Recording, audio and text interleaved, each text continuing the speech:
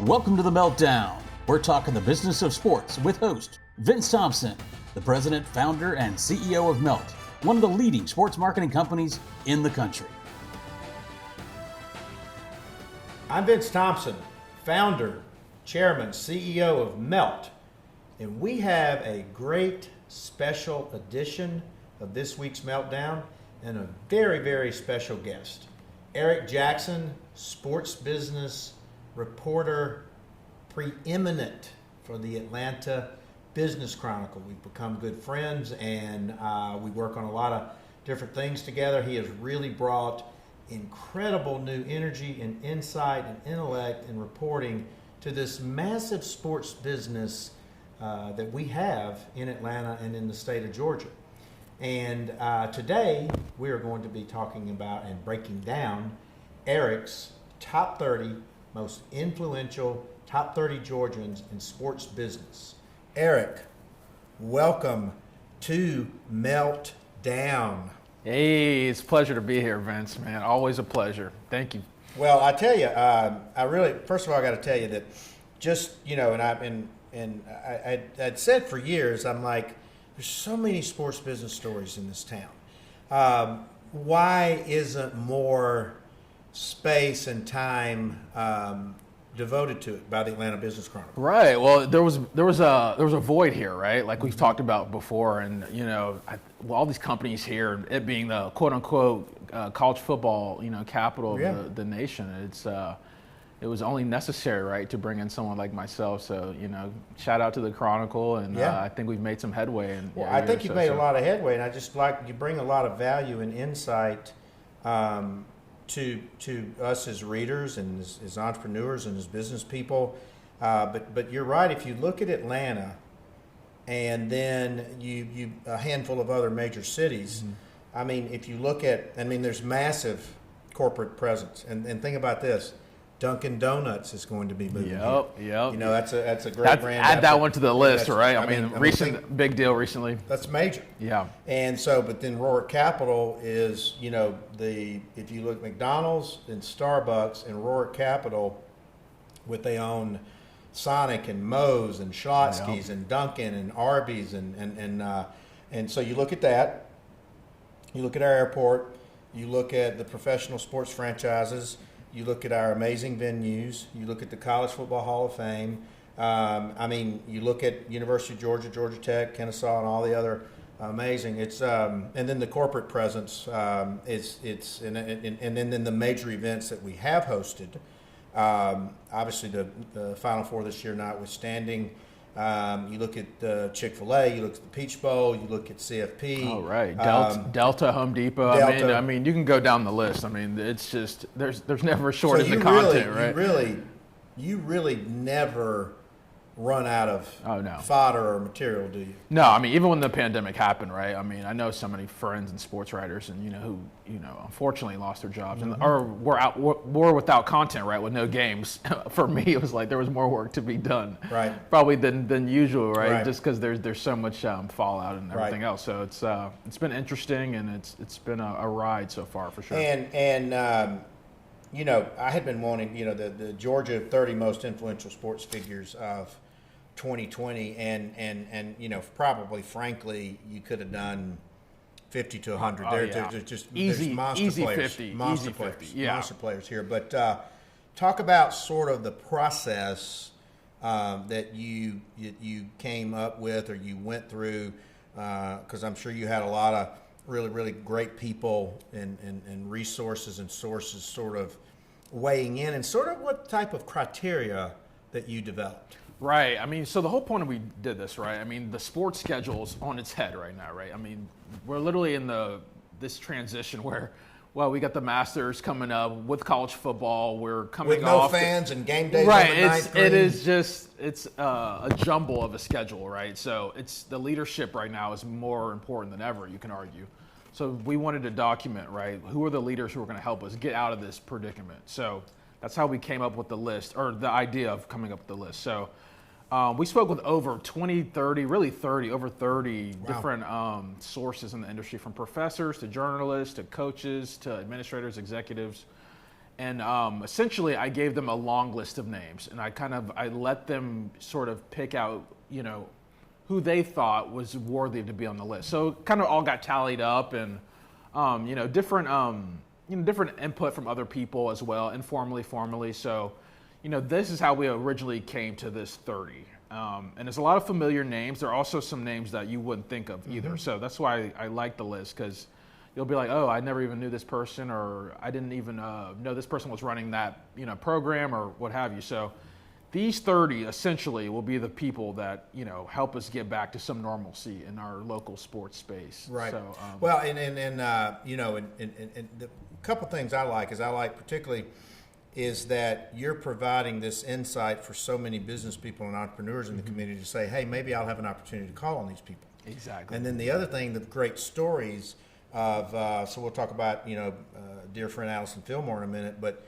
when there were no fans at the Tour Championship, and that impacted the revenue from the ticket sales that weren't there, that would have impacted the Eastlake Foundation, and how she helped rally the corporate community to put some money in the collection plate, and they wound up being able to hit their financial goals. But let's just dive right into this thing. Chris Womack at number 30. Right. So this is all unranked. We made that decision just to, we're going to put the 30 out. Right.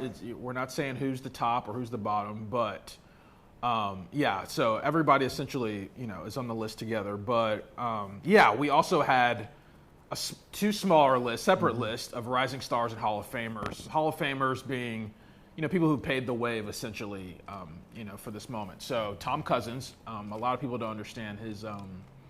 They think Tom Cousins and think of real estate and Cousins Properties, but they don't realize his background in sports as well. Bringing hockey here, essentially Atlanta Flames, to the South. Was the Hawks team. Owner, built the Omni. I mean, you can go down the list with, most notably the Eastlake. The Eastlake Miracle. Right, exactly. I mean, that's probably what he probably hangs his hat on at the end of the day. The revitalization of Eastlake. It's a lot different place than it was, 20, 30 years ago. So yeah. We had Cousins on that list. You had Hank Aaron. Who had been influencing my life. I would make my parents come to Old Fulton County Stadium to the Braves every summer. I wanted to see Hank Aaron. I either wanted to see the Cincinnati Reds or I wanted to see the Pittsburgh Pirates. God. I actually saw Roberto Clemente play. Did you? That's my dad's favorite player. Oh Did you? My God, I'll never forget it. And I would write Hank Aaron, and I never forget sitting in that living room hitting 715. It was like I was 12 years old. I think I was 12 years old, 74. But Hank Aaron's on the list. Hank Aaron's on the list, and people think of just Hank Aaron as the former baseball player, but he has so much influence besides that. Businessman himself, and, massive. So his influence is beyond. And then so you have Hank, you have we also have Lonnie Cooper on there. Cooper's Holdings founder. He's someone that might not be so familiar to some people, but big time player. He's a pioneer in the space here in Atlanta, especially. Early deals with John Smoltz and Spud Webb, and you'd have to go back and kind of see. I think Lenny Wilkins. Lenny Wilkins, right? Exactly. He kind of pioneered and Bell South, kind of putting together these corporations here in Atlanta with our athletes. He was sort of the first person in that space to do so. Yeah. So you got Lonnie, you got Mr. Cousins, you got Hammer and Hank. How could you not include Ted Turner? Ted Turner's on the list, of course. Unbelievable, right? I think he kind of goes without saying, right? I mean, if you're a Braves fan, there's a good chance that you're a Braves fan because of watching the network, that he started, a long time ago. I know people in Florida where I used to live who were Braves fans for that reason, never even been to Atlanta before. So the scope of all of that, for sure. I mean, then Turner, of course, and, what they're doing now with TBS and everything else. So, Ted is a huge person to have on that list. It kind of goes without saying for him. Ted Turner impacted a lot of lives. He impacted a lot of lives in the city. And to your point, like TBS Superstation, I'll tell you a funny story. When I was at Auburn, cable was maybe in 5 or 10 million homes. And he did a poster that said I was cable before cable was cool. And he literally used to come over to Auburn, and they had Tuesday night SEC basketball games of the week because Charles was playing. Oh, right. And obviously Charles has had a long-standing relationship with the Turner organization as well. And probably one of the few regrets I have in life, but Turner offered me in '84, coming out of Auburn, $14,000 a year to move over here, and I was like, I can't live on that. And obviously, the rest is history, and I wound up here one way or the other. But but because if you think about it, just think about the so many legendary, Bob Hope was the grand PR guy, and rolling the baseball down, with the spoon. Yeah, and Ted kept the teams here. You know what I mean? I think did. he gets a lot of credit for that. They could have left for the suburbs a long time ago, but he kept them here between the Braves and the Hawks. So rising stars, who? Well, the other last two, real quick. Billy Payne brought the Olympics here, essentially. Former Augusta guy, and then so you get basically have a Hall of Fame race. Basically, obviously Billy Payne. Right, exactly. If Billy Payne doesn't bring the Olympics here, you could argue we would not. Well, the stories I hear, people laughed when he said we're going to bring the Olympics. He had an epiphany in church in 1991. What? He was a real estate lawyer in Marietta. Yeah. And obviously, played football at Georgia and right. and great lineage with Coach Dooley and Don Lieberman and all that, and Coach Dye. But he literally had an epiphany in church, and nobody would pay attention to him until Mayor Jackson did. Until that, right, exactly. Him and Andrew Young, they get a lot of credit for helping. And Mayor Young. Yeah, bringing that in. So, and then the last one was with Vince Dooley. You brought him up, and I think Vince goes without saying. He still has a lot of influence in college football specifically. Just transitioning in the rise. He's still doing amazing. Oh my gosh! Like people don't realize this. He's hilarious. Yeah, no, he is. Like when he speaks, I think you and I've seen him speak, and obviously we Herschel's hilarious, but Coach Dooley though he's a great historian. I mean he's just a wonderful. Oh yeah, horticulture. I mean he's an interesting guy. I mean, and by the way, we could have said Coach Bill Battle because this is the birthplace of CLC. I mean, it goes on and on. We're about to get to CLC in a second. Yeah, we're going to talk about. Yeah. We're going to talk about CLC. Because going to Rising Stars here, another 6, smaller list. We had Corey Moss on there, who's the managing partner. My dear friend, Brent guy at CLC. Started by Bill Battle. So Corey is the encyclopedia of collegiate sports licensing and sports licensing. Well, that's the thing with his name, image, and likeness coming up. Well, CLC is their role with Learfield and everyone else. It's going to be interesting to see how that transition goes. Mm-hmm. Kimberly Baden, CEO of the College Football Hall of Fame. She's in her first year there. She's definitely a rising star coming up. Completely.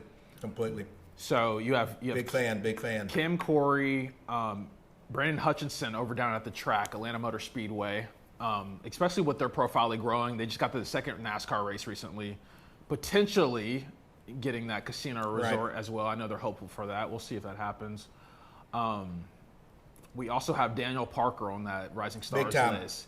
He's somebody a lot of people don't know about here, but the Parker Executive Search, they've been able to. If you look at major ADs and some major coaches who have been placed, particularly Alan Green at Auburn, I'm familiar with that search. Brian Kelly, Notre Dame. Kelly. They've put some.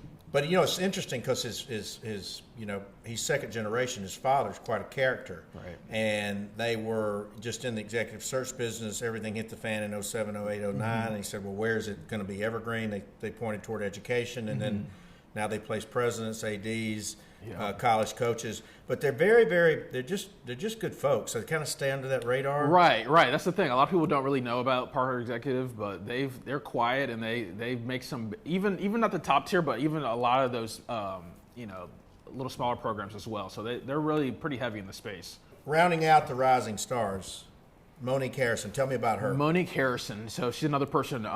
Some people wouldn't be so familiar with her, but she's over at Mercedes-Benz, which people don't know the USA headquarters are here in Atlanta. So as we talked about. Right. I know. That's another one.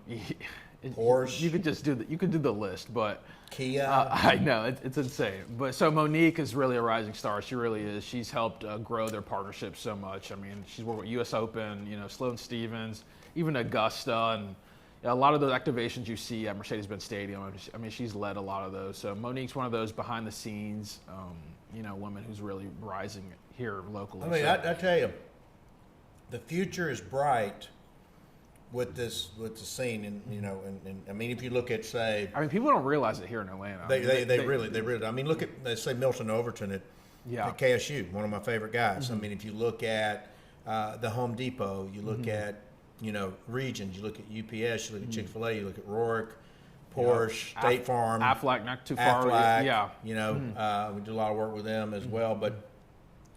Great list of people. Let's talk about. Let's kind of break it down. Right. A bit. So let's get to the 30. We talked about the rising stars and the Hall of Famers. Womack, just big promotion.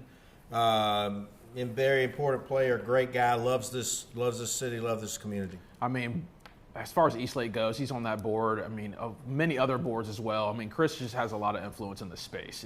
People think of him just as an executive, but big sports guy for sure.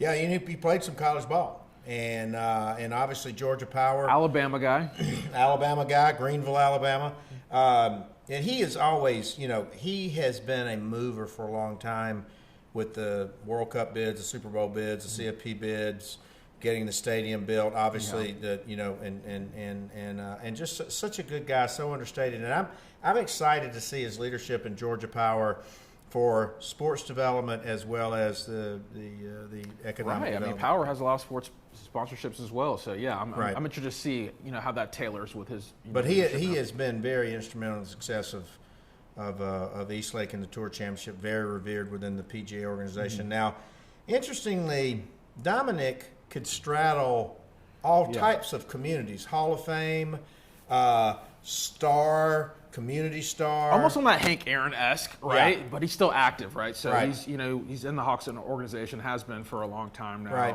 Serving in different roles. And Dominique's one of those guys, a businessman himself. He's one of those guys. You can get his phone picked up by anybody, right? Right. I mean, it's like he still has so much influence, not just in the community, but within the business community as well. So it's similar to Hank Aaron. Right. I think similar to Hank Aaron, and I think that I think when Dominique calls, you pick up the phone. You pick it up, and I love how the wrestlers and the Coonans have kind of helped. They got that statue built for him. They have him involved in the organizations. I know he's very into kind of grassroots and helping the community and health and wellness and issues in the community as well. Now, here's one a lot of people know or may not know. And there's a couple things about Percy Vaughn. Board of College Football Hall of Fame. Probably, in my opinion, probably sells 1 in 3 Kias in the country. He's head of the Southeast region. He made so much demand, they had a plant built for him. Well, he opened the doors, right? Here in the southern region. In West Point. But here's another thing. He was an early sponsor and believer of the Hawks, Falcons, and Braves. It was a brilliant strategy to link to these, and still is, other than Mercedes came in and knocked him out of the Hawks, but he's still very, very good with the Hall of Fame and the Hawks.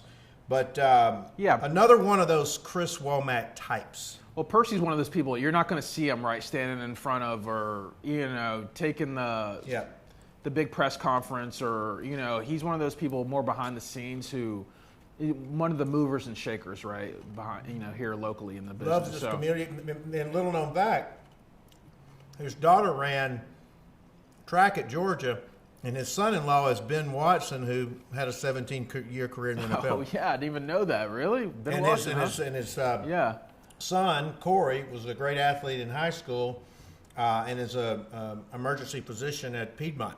Wow. And Dr. Vaughn. And so, great family.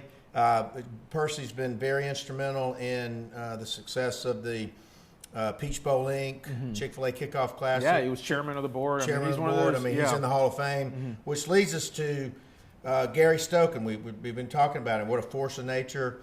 What he did with the Peach Bowl, what he did with Chick-fil-A, what he did in bringing the College Football Hall of Fame here. Right. I mean, a lot of people don't. I just want to stop you there. A lot of people don't realize that Gary kind of headed that, relocating the College Football Hall of Fame from South Bend here to Atlanta. Leading the Atlanta Hall Management, the nonprofit that oversees and operates the hall. So, he's got his hands, pretty deep here in the community. Of course, now people know leading the Chick-fil-A kickoff and the Peach Bowl as well. So, Gary, I think he's one of the more familiar ones for sure. How do you think he and they handle, the impact the pandemic has had on the operations? Right. Well, that's the thing. I mean, what happens this year? Well, I think he is kind of paying attention to what the Falcons games have been, the limitations seating-wise. I think we're going to see a similar thing for the Peach Bowl. And people don't realize before that we have the SEC Championship here in Atlanta as well. So I think that's all going to be a precursor to see what that's going to look like when the Peach Bowl finally gets here. So he's just like everyone else, right? It's a fluid situation, right? So I think fluid is the word. And I've been really impressed with what Todd Stansbury is doing and trying to do at Georgia Tech. How would you describe it? What he's actually trying to do? Yeah, I think he's really trying to really embody Atlanta and that in that culture. I think hiring Collins was indicative of that, right? Mm-hmm. And not just obviously Tech is one of the international school, right? And but I think he's trying to focus more on the athletics and really bringing it out. Not just settling for the average finishes. I think he really is ambitious and wants to get Tech to that where we saw them right at one point, 90s or so. Well, Tech's kind of got a sort of an enigmatic presence in this community because they have so many people around the globe studying it's so tough. Here, and then they leave. Yeah. So one of the things he's trying to cultivate. Well, Tech's a tough job. It really is. Because even though you're in the heart of Atlanta, you're right next to Alabama. Clemson's up the road. Auburn's not far. Georgia's right there. So it's a tough job. It really is. But I give Todd credit. He's raised a lot of fundraising dollars up. He's really got that donor base a little bit more energized. I'm a big fan. So couple of bravos on there. Derek Schiller, Mike Plant. Why? We can kind of put them together. Yeah, let's start because they're kind of a dynamic duo. No, they're a tag team. Inside, outside. So yeah, I mean, I think Derek kind of goes without saying. Leading the Braves, obviously, arguably the most popular franchise here in the state. Mm-hmm. So, leading their initiatives and business operations, and then Mike's probably a person who people don't know as much, because he's not in the baseball operations per se. But, with the battery and, that development. Battery's unbelievable. And moving them out to Cobb County, spearheading those plans. We could do a whole different segment on that. Yeah, I know. You could just, whether you like it or not, a controversial move, right, to leave the city of Atlanta. But, regardless, he is influential in that sense. And, he's one of the heavyweights for sure. Well, so the interesting thing is that I personally believe Derek will be the commissioner of Major League Baseball.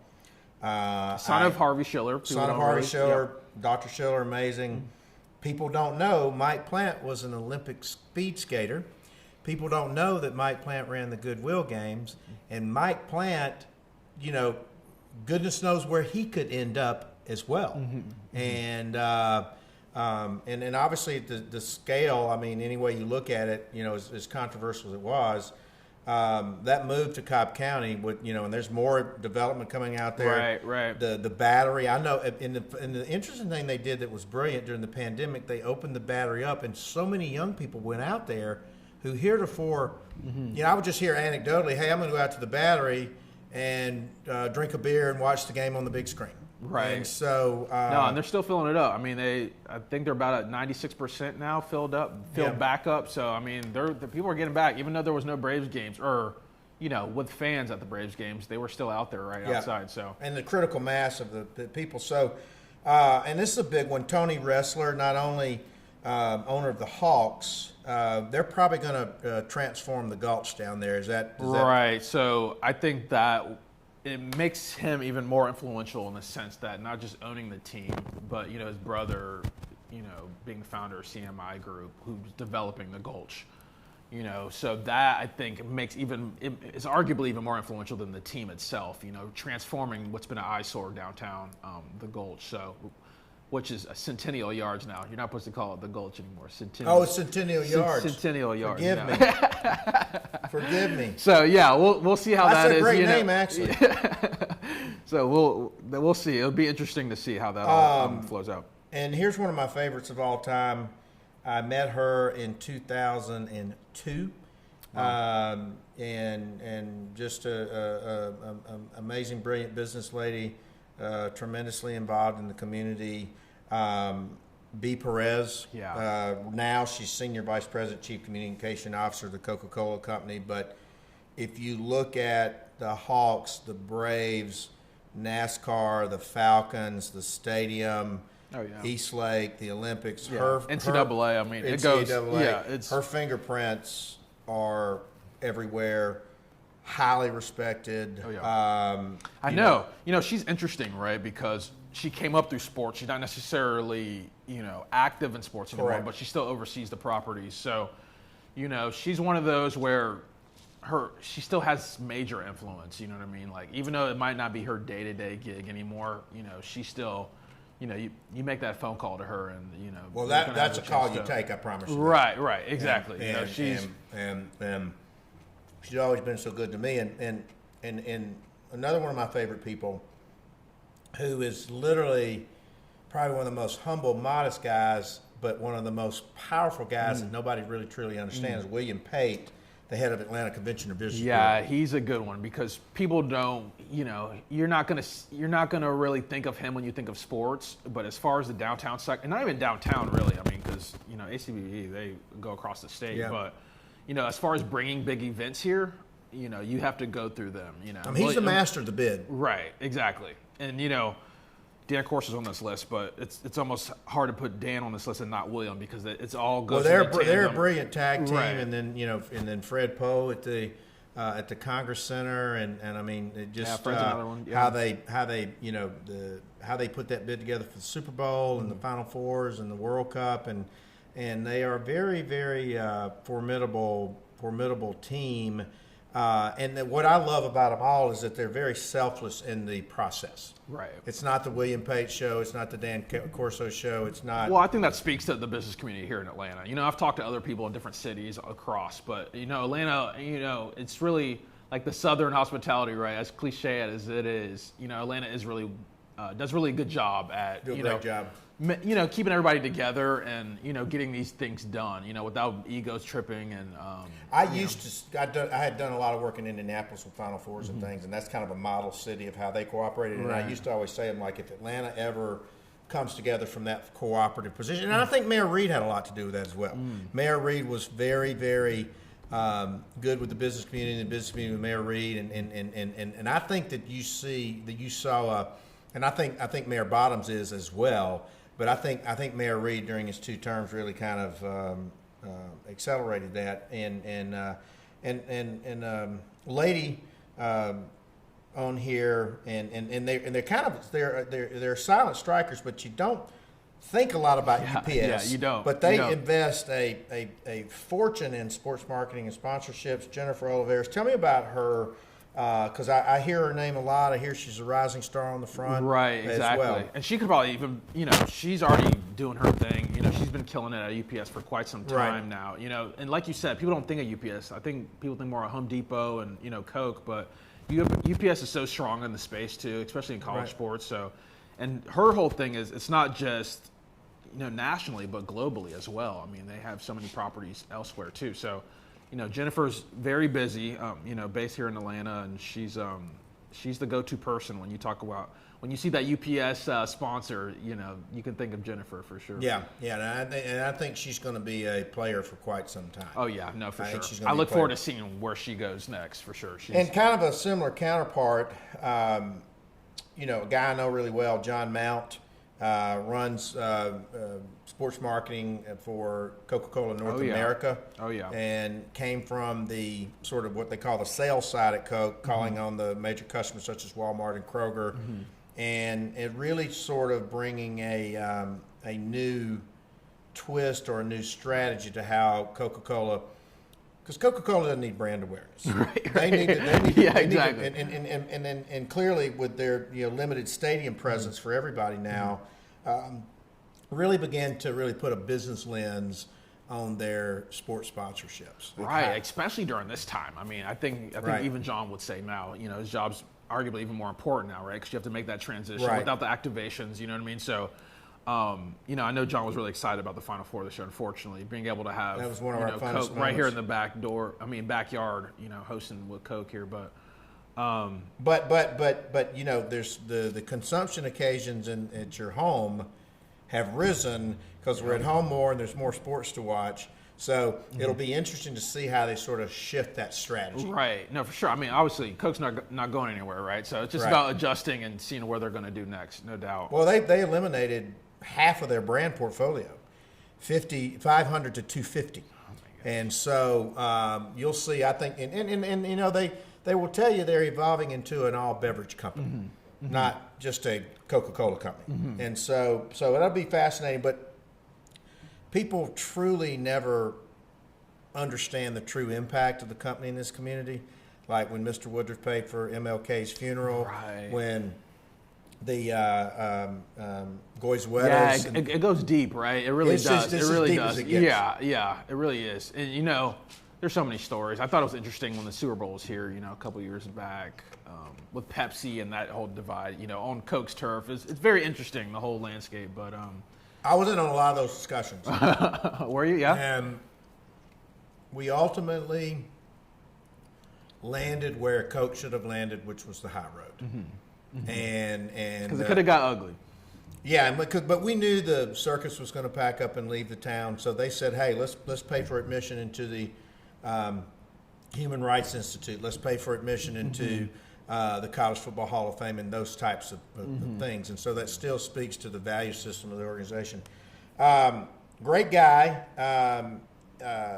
A lot of turbulence going on at the Falcons right now. Rich McKay. Right. But Rich McKay is very entrenched in the community, very well respected in the community. But with what's going on at the Falcons, how's his standing now? Yeah, no, for sure. Well, Rich has been, he's served different roles, right? He was GM, then he moved over to oversee the stadium being developed, and now he's back in football operations. I mean, he's had different capacities within the organization, but Rich is definitely one of those heavy hitters here in Atlanta, just because his influence goes beyond the team. Even in the NFL, he's chairing the rules committee. I mean, everybody just loves him. Yeah, I mean, someone told me outside of Roger Goodell, I mean, Rich McKay is, Right. one of the top guys in the NFL. So, Rich is one of those people that he's a heavyweight, no doubt, here in Atlanta. It's going to be interesting to see where, Yeah, if this picking the next coach Yeah. too. I mean, there's. Yeah, by the way, that's a big decision. Oh yeah. It's always a big decision, but particularly now in this timing, in this community, in this setting. Yeah, I mean, you see Arthur fires everybody else, right? Rich is still sitting there, so Right. it's interesting to see, Right. how much. I think that shows his, how much he means to, Arthur and the organization. Right, So, and to Arthur's credit, he factors in a lot of those things. And same with Terry McGurk. And we talked about Ted Turner, but McGurk was with Ted yeah, the whole way. yeah. When he bought the team, 1976. But it's a tribute that through everything, Terry still remains chairman of the Atlanta Braves. Yeah, Terry, and Terry's the control man. I mean, he is essentially, Liberty Media owns the team, but Terry is the guy. He makes the decision. So, It seems like Terry McGurk has been on the scene forever. yeah, he has. Because, former TBS CEO, I mean, Terry's an Atlanta guy. I mean, he's been here a very long time, Yeah. and he worked with the team even when he was with TBS. Right. You know what I mean? So he's been entrenched. Well, interesting. So when Mike Plant was running the Goodwill games, he worked for Harvey Schiller and Terry McGurk. Think about that. Right. Because Harvey was with Goodwill, yeah, Olympics, yeah, wow. Well, no, he was running Turner Sports. Or running Turner, yeah. Well, because with the Thrashers too. I don't Yeah. know. There was so much that. But here, what people don't realize is the depth of these relationships. Yeah. Like 20, 30, 40, yeah, 50 years. Deep. Yeah. I mean that's everything that's happening in this market's not an accident. Right. It's just because it's the strength of this trust and relationships. One of my favorite people, Greg McGarity, has really Georgia is probably from an athletic department perspective better off financially and physically than most are right now. It's because of his, fiscal conservative guardianship. He was He played collegiate tennis at Georgia. Right. A lot of time at Florida with Jeremy down Foley. to Florida, yeah. Probably will ride off into the sunset in the next year or two. But Greg's a big one, especially because he'll probably have some voice in who's going to replace him eventually too. So and he made a good decision hiring Kirby Smart too. I think that's one of that was a big one. I think that's one of those decisions he'll hang his hat on. That was a big one, and he just we were talking about that earlier. It's like just a old guard, old school, really good guy. Mm-hmm. I think him being a student athlete, always helps. Even for sure. And we had him on our podcast, and we talked a lot about that. Tim Mapes at Delta. Delta was spending, and it is spending a lot in sports, but with the pandemic, with air travel, do they come back heavy in sports long term? Well, they're kind of already, the ink is dry. Delta's secured that sponsorship with Los Angeles, for the Olympics in 2028. So I think they're all moving forward in that regard. And Delta's going to remain heavy in the space. I mean, UGA. You can go down the list who Delta has deals with, but Tim is one of those guys that a lot of people don't know about, but he's been leading those initiatives for Delta for quite some time. So he reports. He's part of that leadership team. Going straight to Ed Bastian. He's definitely one of those. And Delta's CMO just went to General Motors. By the way, that's an Auburn guy. Oh, is he? And okay. And he drove a lot of the Auburn Delta connections down there, but that was a big one. And but I agree with you. I think Delta's. Delta's not going anywhere. I mean, they've taken heavy revenue losses. I think we all have seen those, but right. One of my favorite guys who I've known since 1994. Another Atlantan. One of the biggest idea people on the planet. And head of marketing at Coca-Cola, Georgia, Marietta, UGA, Coca-Cola, CEO of Turner, CEO of the Hawks. Yeah. At that level, that ain't an accident. I mean, Coonan is one of the... Well, it goes back to what you're saying. All these people have relationships 20, 30 years. I mean, he's, I think he might be the only true Atlantan, native, maybe. I think you're... on this list. Let's see. I can't find one. He might be the only Atlantan, who's from Atlanta on this list. Maybe Dan Cathy? It's Dan. He might be right. I guess I would have to go back, but there might be one or two others. That's amazing. That's it. Yeah. Well, it's rare. Atlanta. I mean, there's so many transplants here. It's rare to find somebody who's from Atlanta. Yeah. And but Steve Coonan. Really no words. Yeah, I know, right? You could put him in the Hall of Fame, on this list, and the Rising Star at the same time. Our recent Most Admired CEO at the Business Chronicle, Steve Coonan, deserves a lot of credit. The Hawks were in turmoil with the racist emails from the previous ownership, and there was a lot. Steve inherited, and leading today with their civil responsibilities and the voting and everything else. Steve deserves credit, the Hawks organization overall. So well, the funny thing is that he's loved the Hawks for years. When he was the president of Turner, he would not. He sat right on the table beside the Hawks bench. He wouldn't miss a game. Yeah, he loved it. He loves the Georgia Dogs. He's got an amazing son, David, who worked for me at one time. He's a big agent at CAA now. Oh, yeah, David, yeah. Loves this community. His wife's hugely successful realtor, opening up State Farm Arena for voting, bringing State Farm in there. We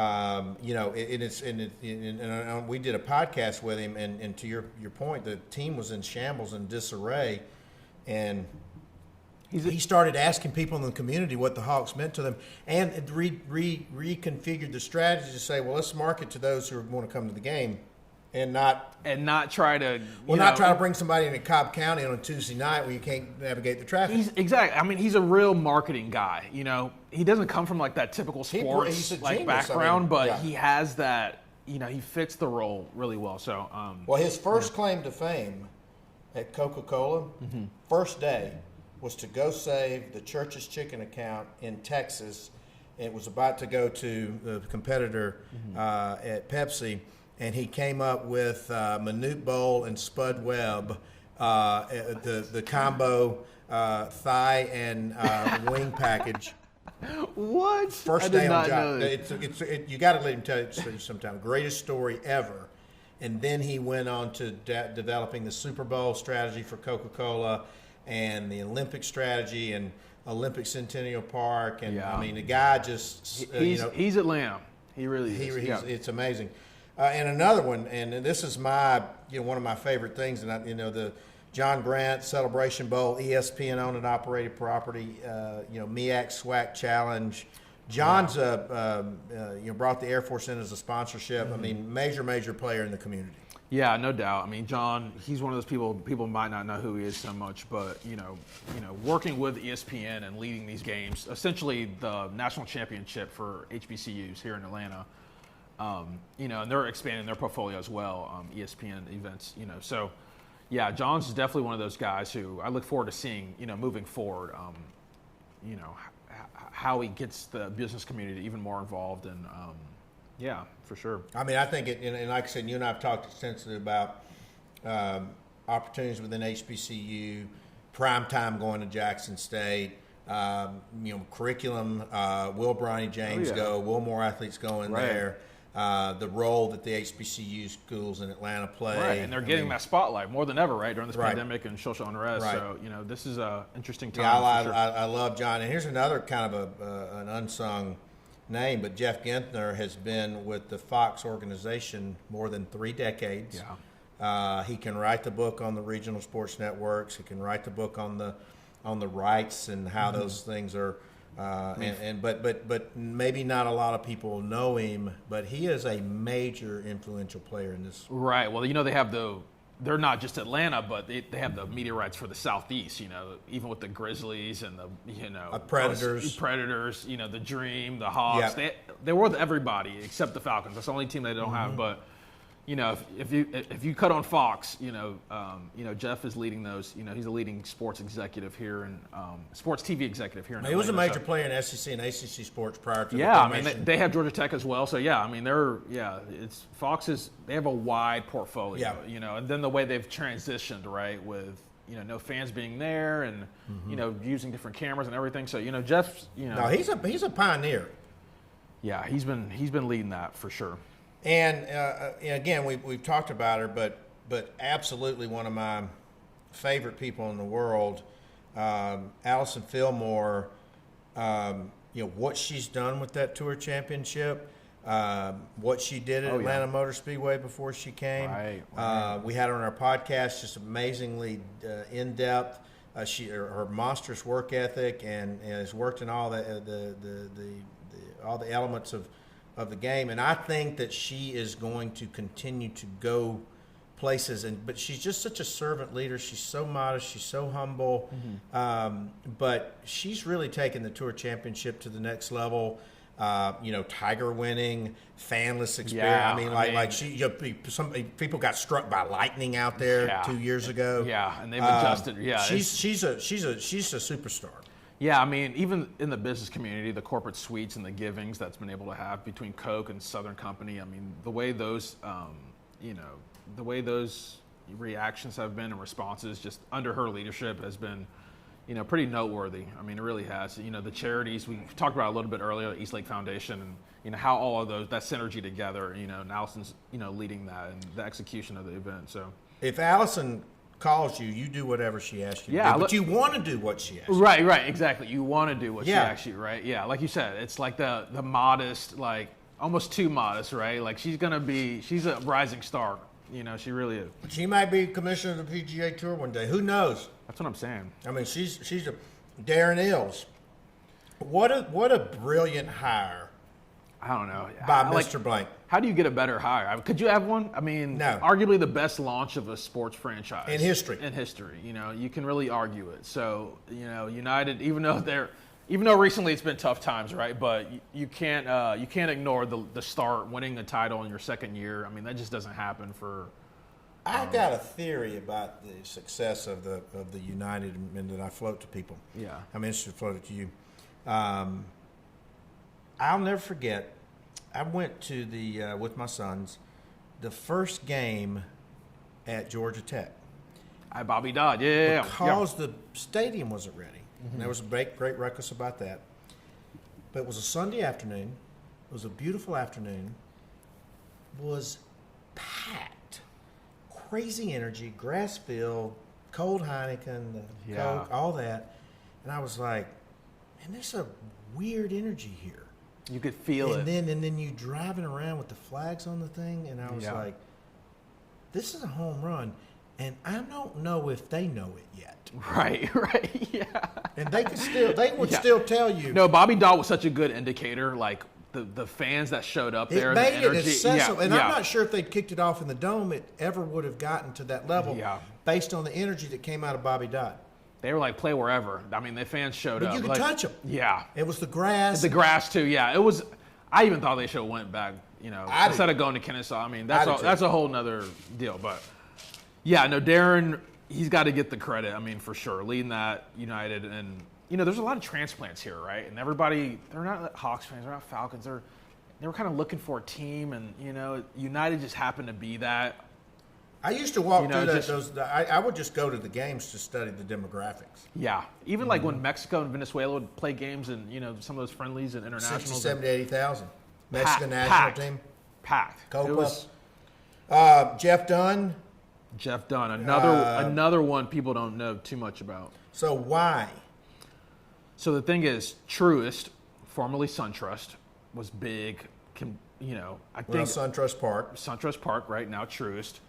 Jeff is one of those people who leads their, he leads their athletes, the clients that they have, not just the teams, but the athletes too, who have, individual partnerships. So, and that goes beyond just, here, throughout the Southeast, because Truist is now technically in Charlotte, right? But, Jeff is based here and, leading those initiatives. So, Jeff is one of those quiet heavyweights that, too many people don't know about, but when you think about the biggest bank sponsor here in Atlanta, formerly based here, Jeff is one of those guys who's, leading those.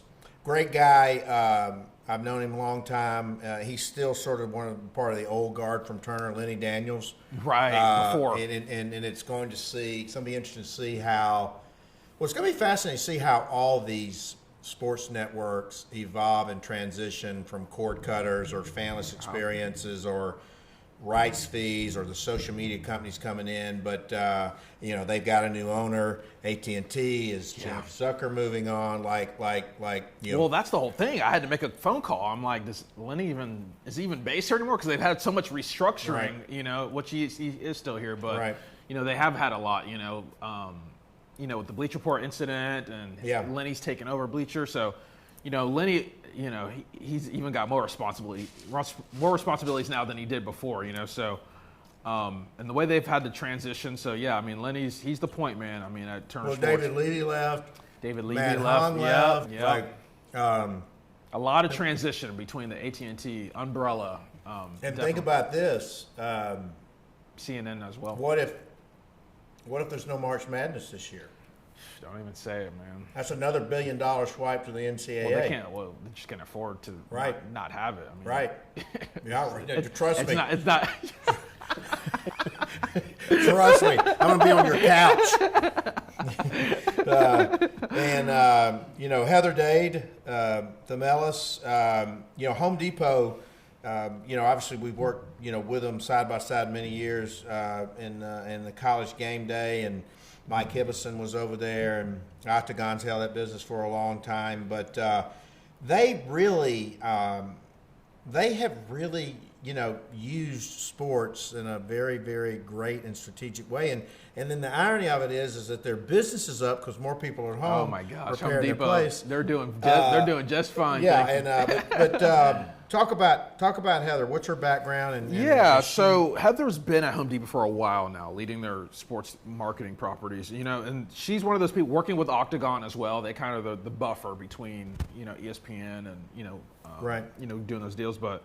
Heather's another one kind of more behind the scenes, but, I like her on the list because, like you were saying at the beginning of the conversation, if you want to know who the person to go to or you're interested in potentially, partnering, Heather is that go-to person as far as, executing these partnerships. So, She is the go-to person, especially game day and these other events. Home Depot's involved. Falcons as well, of course. Yeah, I mean, Home Depot. People don't realize, like, you'll just see that logo there, but there's a lot of people, money, time, and effort and resources that go behind the execution of this. And then it's really, we've all been, we do it with Aflac, we do it with CocaCola and all our clients. I mean, a really amazing needle thread. Right. With all of this, this and year. You wouldn't even think it with her. Some of these people on the list, they want the press and the credit, and there's other people who are fine just not having it. You know what I mean? They probably don't even want to be on the list because they want to just stay, behind the scenes. Right. So it's. They're like the 100 guys like Vince Thompson are about to start pounding my doors once we figure out who they are. But that was always been one of my crusades with the Chronicles. I'm like, hey, you've done so much to help entrepreneurs try to figure out. I used to give speeches like, how do you get business from the Super Bowl or the Final Four and those types of things? Because the little guys, we may not know it sometimes. So this is all very helpful. And guy I'm a huge fan of. I think Charlie Cobb is a superstar. I think he has an unlimited future. A guy like that could be a dark horse for commissioner of the ACC. I mean, he's that kind of what in Georgia State, what he's done. And he's just a great guy. It's pretty amazing. Right, and I think especially with the development of Turner, formerly Turner Field. And just recently got the naming deal with Center Park. So he's in the middle of a pandemic. In the middle of the pandemic, exactly. So and the way they're developing that, working with Carter, a developer here, and the new stadium, baseball stadium, which will recognize Hank Aaron. I mean, they're doing a lot down there in that corridor. So. And Charlie, I know they're very ambitious too. I know they look at UCF as something that they model. Right, they maybe could, be like, Well, there's no reason they couldn't. And those athletic programs are. I mean, I hate Coach Hunter left. I love Coach Hunter. I know. Well, that was a hit for sure. But if you just sort of step back and looked at it from a macro perspective, they're really doing. Oh my some gosh! Special. And they appreciate Coach Hunter because now they're building up that new basketball arena with help from him. Right. So for sure. So I mean, they have a lot of development going on there. It kind of goes back to wrestler, not just sports but development as well. So that's where the influence I think really comes from. Mark Becker too, who's on his way out, Georgia State president. He's involved in that. Oh, so, I mean, it's and obviously. Dan Cathy goes without saying, and then his acolytes, John Stevenson, John Bridges, Keith Hester. If you look at the commitment and vision that the Cathy family has had to Atlanta's a sports town, the kickoff games, the bowl games, the college football playoff, the College Football Hall of Fame. Really, it's deeper than anyone. Probably he and Mr. Blank on the development of the West Side. Right. I mean, Dan is sort of the overall, the point person, right, at the company. So he has a passion for it. I mean, and I still love the fact that he will play the trumpet at the Chick-fil-A Bowl. And people also don't realize that he's a part of a club that goes to military vets' funerals and plays taps if a military band can't be there. I did not know that. And that's real stuff, right? Yeah. And then I hear, he's helping get these bridges built over interstates, and they're going to do the West Side. I mean, what a story! Yeah, I mean when you think of influence, right? I mean, the number 3 fast food QSR. Yeah. God knows what their sales are every month. Right. One of the most beloved brands in the world. Think about it. McDonald's, Starbucks, Chick-fil-A. Right, and I'm happy you brought up Arthur because it's similar, right? That obsession with the customer experience, right? Customer first. With Chick-fil-A at Home Depot, and that's those same sort of adages and values. So, yeah, I mean, obviously Chick-fil-A and college football they're one and the same, right? They have that. Well, the strategy with Steve Robinson was CMO. With Steve, brilliant. I have to bring up Steve Robinson, right? When you talk about that for sure, him and Truitt. I mean, being able to just put it all together, that's legacy stuff. Well, man. I mean, he's an Auburn boy. What do you expect? And he's a Lower Alabama boy. So, oh yeah. And but amazing story. And so, Steve Cannon was CEO of Mercedes, CEO of A&B. He's the number 2, outside of Arthur, Steve is the one who makes it happen for sure. He's overseeing all the businesses, not just the Falcons, not just United, PGA Superstore, two ranches in Montana. I mean, the list goes on. So, he oversees the empire, Arthur's empire. So Steve is he's a big heavyweight for sure, and he's one of those people that has his hands in sort of everything. He's a busy guy for sure. Well, think about this too. I mean, obviously Mr. Blank is the multi-generational impact. The guy just gave $200 million to the Children's Hospital. Struck of a check. I mean, think about that. and he said, "I'm going to give all of my fortune to the community." Yeah, and he's doing it. And then he's he just did the Stutter Center at University of Texas. I mean, his alma mater just got like the $50 million. I mean, he's giving it all. And I know it pained him, with Dan Quinn and particularly with Thomas, because Thomas was sort of like a son, he's loyal, man, and he's. I step back and I go, how can. I like to think I've done okay, but how can one man, consume, you see this big stadium and right. I know. I didn't even mention the stadium when I talked about, which is under the Empire as well, the umbrella, Mercedes-Benz Stadium. Yeah, it's Arthur and Bernie Marcus, man. I mean, they're the fortune, right? The Home Depot guys for sure. And Arthur's. I think it goes just beyond the sports, but development on the West Side you mentioned earlier too. I mean, I think it's fitting that we're ending here with Arthur because if we were to rank these, right, I think there's no one who's placed above Arthur Blank. So. And everybody, loves the guy. He's accessible. I used to see him jogging on Piedmont. Yeah. I'm like, yeah. Wait, there's Mr. Blank. I think it was more accessible then he is probably now, a little for bit. sure. Yeah, probably a little bit now.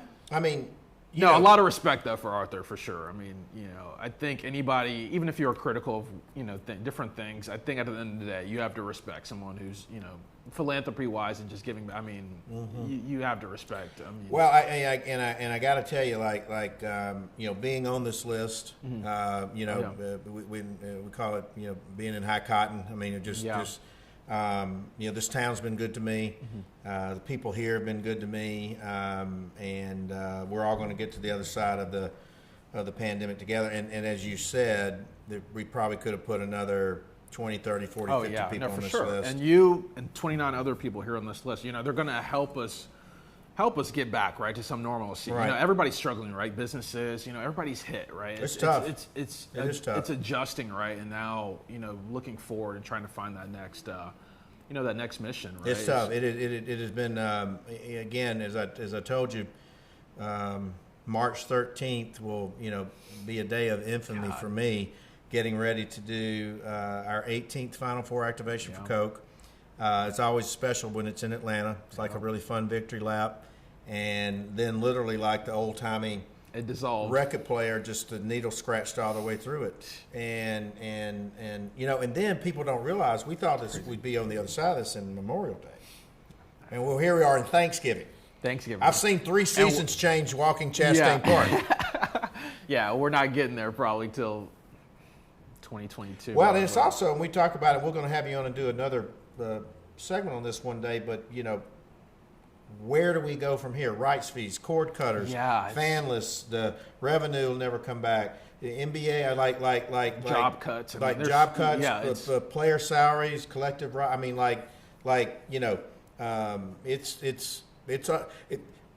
I think how sports has been impacted is a microcosm of how society has been impacted. Because some things won't come back. No, they won't.